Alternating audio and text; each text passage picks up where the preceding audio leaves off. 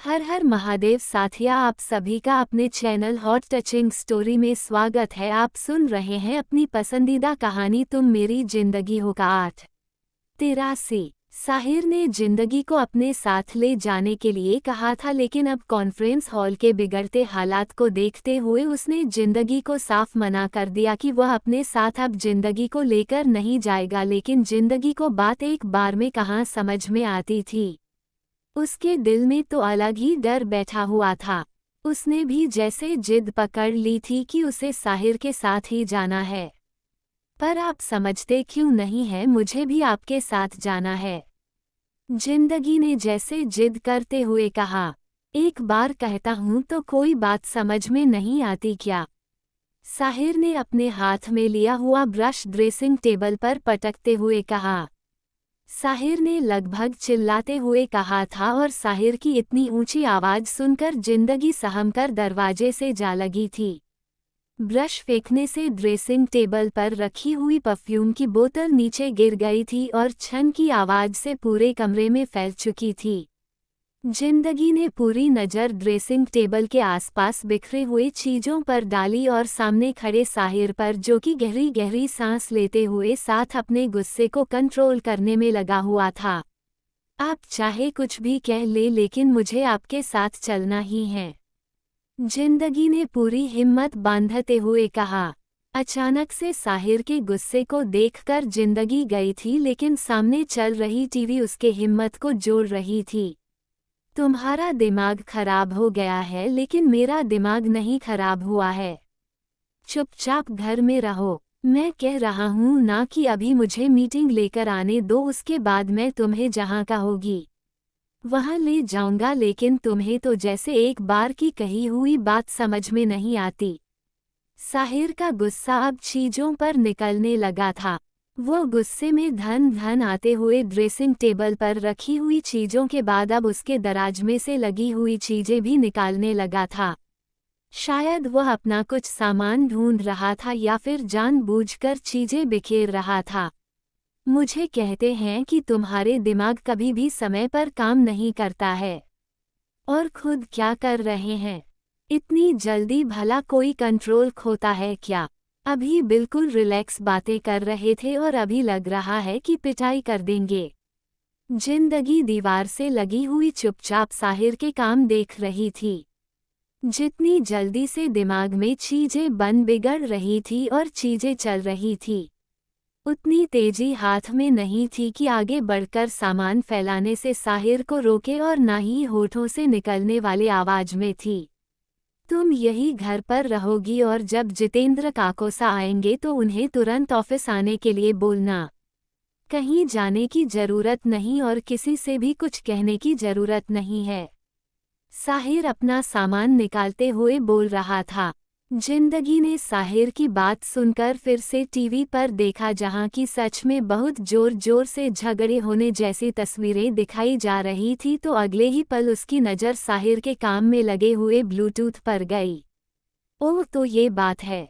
जिंदगी समझने लगी थी। यहाँ पर भले ही आवाज नहीं आ रही थी, लेकिन साहिर के कानों में सारी बातें साफ साफ पड़ रही थी। स्क्रीन पर दिख रहा था कि अमला कुछ बोल रही है।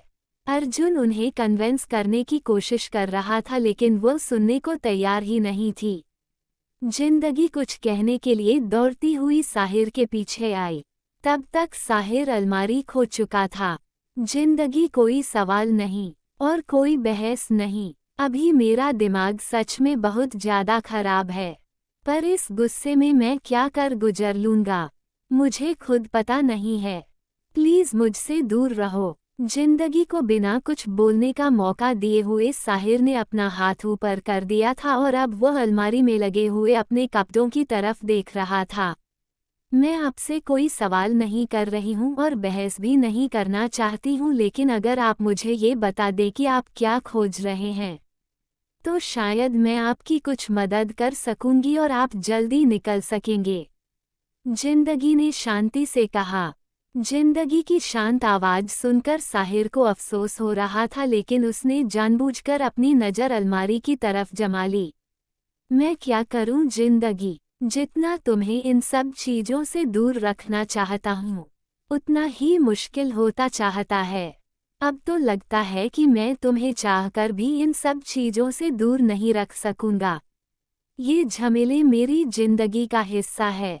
मैं इनकी आंच तुम पर नहीं पड़ने देना चाहता। इतना बेवकूफ हूँ मैं।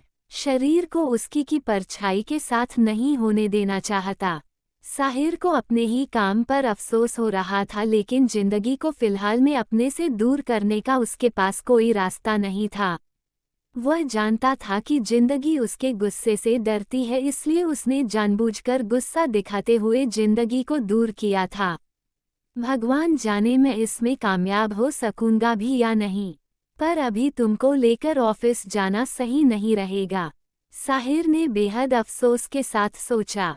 वह फिलहाल में जिंदगी की तरफ देखना भी नहीं चाह रहा था। आंखों के सामने जिंदगी के तमाम रंगों के साथ जिंदगी मौजूद थी, लेकिन कानों में जो कॉन्फ्रेंस हॉल की आवाज पड़ रही थी वह उसके सारे सपनों के रंगों को खींचने वाली थी। बहुत ही मुश्किल टाइम था। अचानक से मुश्किल से 4 या 5 घंटे के अंदर ही सारे हालात बदल गए थे। कैसे हुआ था, क्या हुआ था, ये सोचने का भी टाइम नहीं मिला था। प्रतापगढ़ सिटी प्रोजेक्ट की घोषणा होने के बाद भगवान जाने क्यों सारे शेयरहोल्डर्स राणा अंपायर के शेयर ओपन करने की जिद पर अड़ गए थे। अर्जुन उन्हें समझा रहा था, लेकिन कोई बात सुनने को तैयार नहीं था। कॉन्फ्रेंस हॉल में इन्वेस्टर और शेयर होल्डर्स के बीच में जैसे झगड़ा हो गया था। यहाँ पर बात साफ साफ सुनाई नहीं पड़ रही थी, लेकिन अर्जुन के साथ साथ सत्यम भी कोशिश में लगा था। पर फिर भी कई सारी इन्फॉर्मेशन लीक हो चुकी थी जो कि सिचुएशन को जटिल बना रही थी। शेयर होल्डर्स से लेकर इन्वेस्टर इतना परेशान थे कि सिचुएशन अब इन दोनों के संभाले नहीं संभल रही थी। किसने क्या किया था, क्या हुआ था, कोई कुछ बताने को तैयार नहीं था, लेकिन असल में बात क्या थी अब तो ये वहां जाने के बाद ही पता चलता। लेकिन सिचुएशन आउट ऑफ कंट्रोल थी। समझ में नहीं आ रहा है कि क्या पहन कर जाऊं। साहिर ने एक एक करके सारे कपड़े निकालकर बेड पर फेंकने शुरू कर दिए। यह शायद उसके मन की उलझन थी, जिसके चलते वह ऐसा बिहेव कर रहा था। जिंदगी ने साहिर का हाथ पकड़ लिया। 1 मिनट राणा सा, जिंदगी ने कहा और हाथ बढ़ाकर काम साहिर के कान में से ब्लूटूथ निकालकर उसे ऑफ करते हुए बेड पर रख दिया। जिंदगी, साहिर चिल्लाया, लेकिन जिंदगी बिल्कुल शांत उसके सामने खड़ी थी। यह क्या हरकत है, समझ में भी आता है कितनी इम्पोर्टेंट कन्वर्सेशन चल रही है। साहिर आगे बढ़कर बेड पर से ब्लूटूथ उठाने वाला था, लेकिन जिंदगी ने फिर से साहिर के हाथ को रोक दिया। नहीं, सच में मुझे समझ में नहीं आ रहा है कि कितनी इम्पोर्टेंट कन्वर्सेशन चल रही है, पर मुझे इतना समझ में आ रहा है कि इस वक्त आपका ऑफिस जाना सबसे ज़्यादा इम्पोर्टेंट है। यहाँ बैठकर टीवी से आप और वहाँ की बात सुनकर कोई डिसीजन नहीं कर सकेंगे, जिंदगी ने कहा। मतलब? साहिर ने हैरान होते हुए उसकी तरफ देखा। मतलब ये कि जो सबसे ज़्यादा ज़रूरी है पहले वह काम कीजिए। अगर आप इस तरह से इन दोनों चीज़ों में उलझे रहे तो शायद समय से वहां नहीं पहुंच सकेंगे और वहां जाकर भी कुछ नहीं कर सकेंगे। जिंदगी ने शांति से अपनी बात कही और फिर अपनी समझदारी का परिचय देते हुए साहिर के मोबाइल से भी टीवी को डिस्कनेक्ट कर दिया। साहिर को गुस्सा आ रहा था, लेकिन फिर भी किसी तरह से कंट्रोल करके वो जिंदगी की तरफ देख रहा था कि आगे इसका अगला स्टेप क्या होगा। आपको ऑफिस जाना है ना? जिंदगी ने पूछा। साहिर ने अपनी आंखें बंद कर ली, जैसे कि वह अपने गुस्से को कंट्रोल करना चाहता है, और आंखें बंद किए हुए ही हाँ में सर हिला दिया। अगर आज यहाँ पर जिंदगी नहीं होती और कोई होता तो निश्चित वह उसको फायर कर दिए रहता। लेकिन जिंदगी कोई एम्प्लॉय नहीं थी, उसकी बीवी थी, जिसको वो फायर क्या कमरे से बाहर भी नहीं कर सकता था। और दूसरे दिमाग जितना गुस्सा कर रहा था, उसका दिल उसे जिंदगी पर गुस्सा करने की इजाजत नहीं दे रहा था। जिंदगी ने एक बिजनेस सूट निकाला और साहिर के हाथ में पकड़ा दिया। चीजें कभी भी गुस्सा करने से सही नहीं होती है और न ही बेजुबान चीजों पर अपना गुस्सा निकालने से कोई फायदा होता है। आज तो मैं आपके जाने के बाद ये सब चीजें समेट दूंगी, लेकिन जितना ही चीजें बिखेरिएगा आकर आपको ही समेटना पड़ सकता है, इसलिए जिस चीज की जरूरत हो बस उसी को निकाले तो और ज्यादा चीजें उलझने से बच सकते हैं। जिंदगी ने कुछ जताते हुए साहिर के हाथ से खाली हैंगर लिया और उसे लगाने के लिए अलमारी की तरफ चल दी। साहिर मुंह खोले हुए जिंदगी की हरकत देखे रह गया, जो कि अब ड्रेसिंग टेबल की तरफ उसे समेटने के लिए जा रही थी। साहिर एक बार अपने हाथ में लिए हुए बिजनेस सूट की तरफ देखा और फिर जिंदगी की तरफ। फिर अचानक से उसके दिमाग में जिंदगी की बात आई, अगर जिसकी जरूरत हो उतनी ही चीजों को निकाला जाए तो काम आसान हो जाता है। क्या जरूरत है बेवजह का बाजार फैलाने की? उद्धरण चिन्ह। सच में मैंने जरूरत से ज्यादा बाजार फैला दिया है, और जब फैलाया मैंने है तो समेटना भी मुझे ही चाहिए। पर फिलहाल में तो वह सबसे ज्यादा जरूरी है कि जो इस वक्त सबसे ज्यादा जरूरी है। साहिर के दिमाग में एक ख्याल आया, जियो मेरी जिंदगी। साहिर ने अचानक से जोरदार नारा लगाया और ड्रेसिंग टेबल के तरफ झुकी जिंदगी को अपनी बाहों में उठाकर गोल गोल घुमा दिया। यह क्या कर रहे हैं आप राणा सा? मुझे उतारिए। अचानक मिले इस झटके से जिंदगी घबरा गई थी। तुम ये सब चीजें छोड़ो और जल्दी से तैयार हो जाओ, हम ऑफिस चल रहे हैं एक साथ। साहिर खुश होते हुए बोला। क्या एक साथ? साहिर के अचानक बदले हुए इस रंग से जिंदगी हैरान रह गई थी और अभी वह उस झटके से निकलती कि उसके पहले ने उसे दूसरा झटका दे दिया था। हाँ, पहले हम ऑफिस चलेंगे, उसके बाद मैं तुम्हें प्रतापगढ़ सिटी मॉल ले जाऊंगा और वहां पर तुम जो चाहे ले लेना, साहिर ने खुश होते हुए कहा। वो खुशी खुशी उसे अपने साथ ऑफिस ले जाने के लिए तैयार था और साथ में शॉपिंग करवाने को भी तैयार था, लेकिन कुछ देर पहले वह जिंदगी पर चिल्ला भी रहा था। जिंदगी ने कुछ ना समझते हुए अपनी आंखें छोटी की।